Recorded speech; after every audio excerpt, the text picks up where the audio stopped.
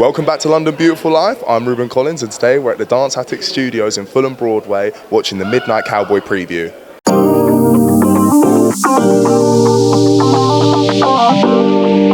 Have you enjoyed today, the preview?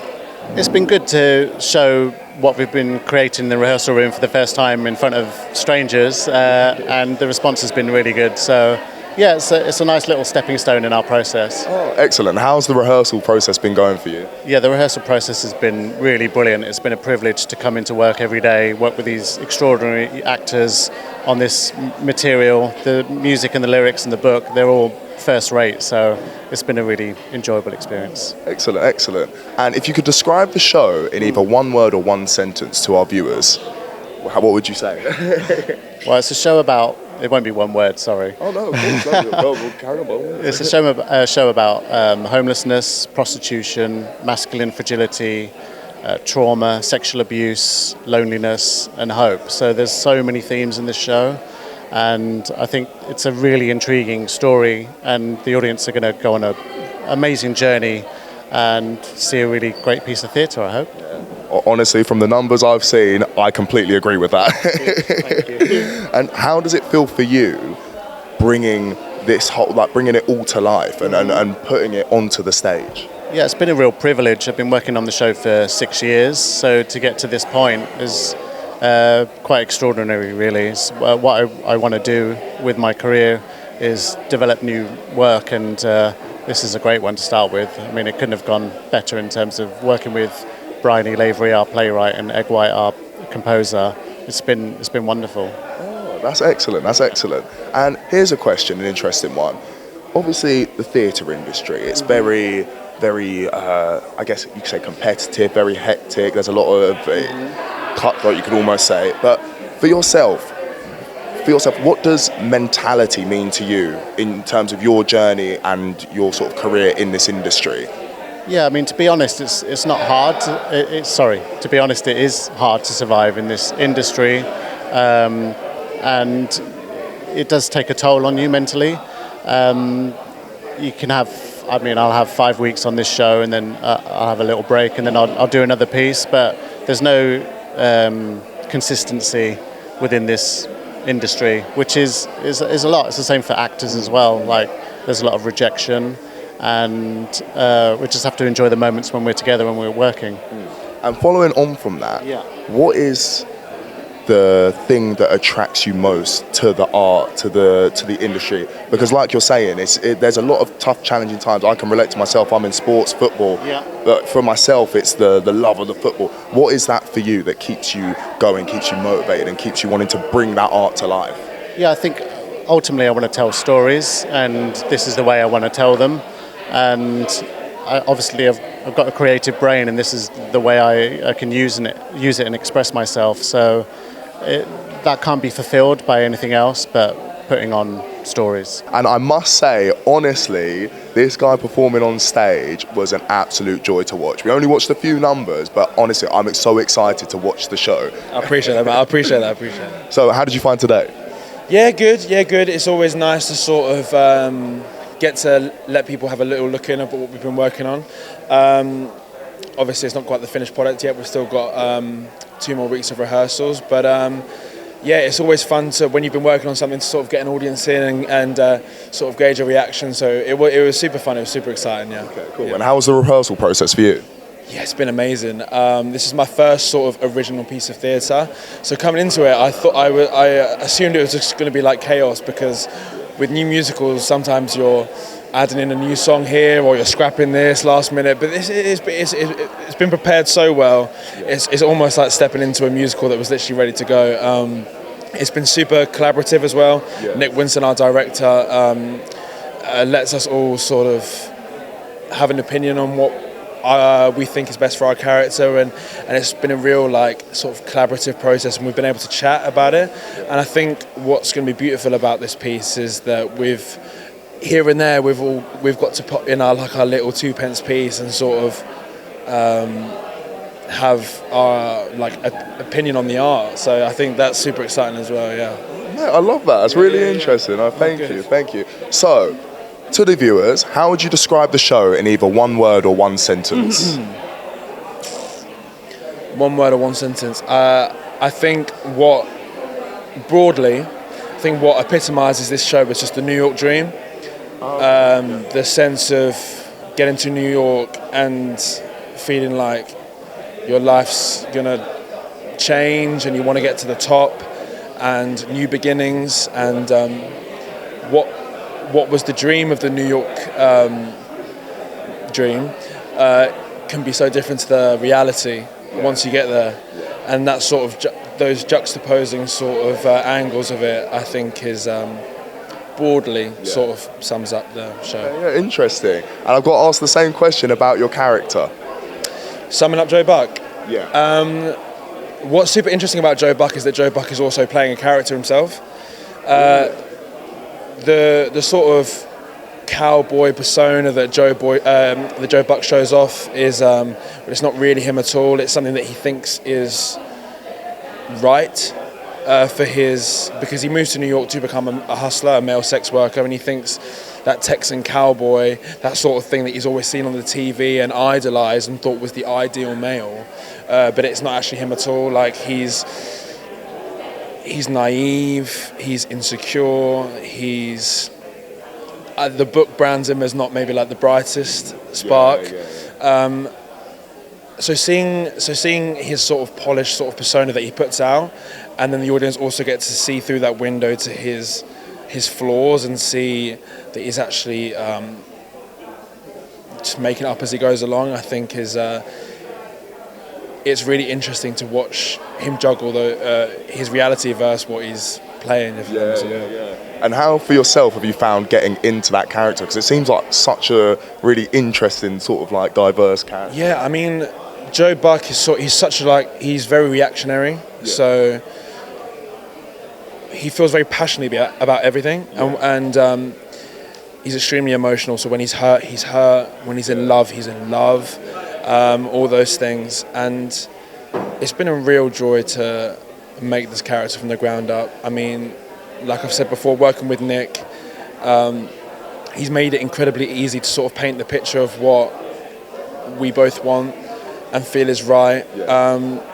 Obviously, he's still at the start of week 3 of rehearsals, so finding little bits still. Even now, I feel like I haven't got the final version yet, but I think that's exciting. And I mean, even during shows, I'll always find new things. I'll never stop, figuring out things about the character, but I've really enjoyed the process of putting him together. How did the rehearsal process go for you? Good, yeah. I mean, it took me a minute. I think, give me a scene, I'm fine. That's been my comfort zone for the last 5, 6, 7 years. But with the music and the thoughts sort of happening sporadically through melody, it's took me a minute. Yeah. No, interesting. And how would you describe to the viewers this musical in maybe a word or a sentence? I think it's very resonant with today.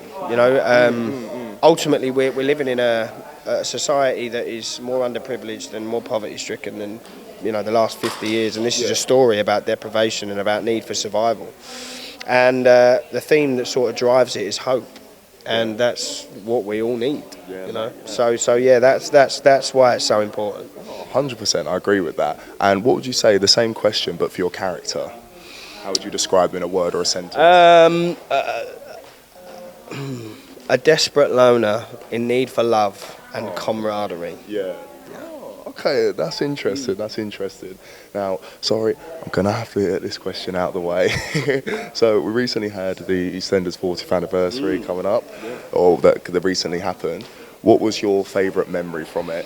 From the 40th, or just from the EastEnders in general? Mate, I've got so many. I had 5 really great years there, to be honest. But I think the boat crash for the 35th was pretty special. You felt a bit like a film star that day when you're filming in a big water tank, and than jumping in the River Thames. You know, it was that was pretty cool. I mean, I told some great stories, but you know, mainly the friends I kept. You know, me and Jamie are still best mates. Which is cool. He did well on Strictly this year. So shout out. But no, mate. To be fair, I agree. I've got a few mates. You know, like Ricky Groves, Blue Landau. If any of them like from the show. You know Blue. Yeah, mate. He's a good lad. He's a good lad. He's a good kid. Now I must say, guys, I first saw her and met her at the I Wish You Well preview, and I've got to say, we're in the presence of greatness, guys. That's very nice. Honestly, what a talent, what a talent. Okay, so first of all, did you enjoy today? It was very nerve-wracking, but my song's very sexy. And normally I get to sing it to Paul, who I am performing it with, and it's basically a sex scene. It's very X-rated, no nudity. But I didn't realise until I sort of stood here that actually when you stand to a room full of strangers and you're being all sexy, it's actually really cringe. So I felt quite terrified, but that's a good thing because it probably can't get worse, right? I've done that now. But I'm kind of like, get me Paul back. I need Paul because I can just root and be like, right, you're there. My friend's there. It's all a bit weird, but you're there. But it's nice. It's exciting. I guess it gives a bit of a buzz around it. It's important. And with new work, you know, you've got to sell tickets. It's hard. We're in a cost of living crisis. Everyone's broke. You need to know what you're getting. I hope that people, you know, want to part with their hard-earned cash. I would. I genuinely think it's great. Yeah, no, me too. Honestly, I watched a few of the numbers, and honestly, I'm definitely watching it. But so talk to me. How was your rehearsals? How did that process go? We're still in them. So this is week 3. Yeah. We've blocked Act 1. We've just started on Act 2. Okay. It's a really lovely room. I've worked with Nick before, and I find Nick Winston, our director, he just tends to cast like really nice people, really talented, but also really nice. And I think because of the subject matter of this show, there's a lot of trauma, there's a lot of shame, there's a lot of sex, there's abuse. You know, it's a dark show. You need to feel safe. So I think we're very privileged that everyone's genuinely nice. I'm not just doing that theatre thing, like, oh my God, I love everyone. Like, I'm old now, so I'm quite I don't need new friends. I'll take them if they're, but honestly, I'm overwhelmed by how lovely everyone is. So it's been super fun. And I think whenever it's new work, it's always so exciting because you're getting to originate something and it feels, it's a gift. So it's lovely. But I don't do any ensemble stuff, so I kind of come in, do my stuff and leave. But it's been quite nice because then when I come in, they've done loads. And I feel like I get to watch it how you would. Whereas when you're here all the time, you get desensitized. You just kind of, you stop seeing it. So I've come in and I'm like, getting all like into it. And I think that's a really good thing. So I feel more confident that I can say I think it's really good because I'm seeing it cold. Oh, that's excellent. Very interesting. So, how would you describe the show to our viewers in either one word or one sentence? Oh my God. Sexy dark magic. Oh, okay. Sexy dark magic. Okay. And I'm going to ask the same question again about your character as well. Well, I've got a few characters, but if I was going to do Cass, I would say empowered, divine, sassy goddess. Oh, guys. Say that again, louder at the back.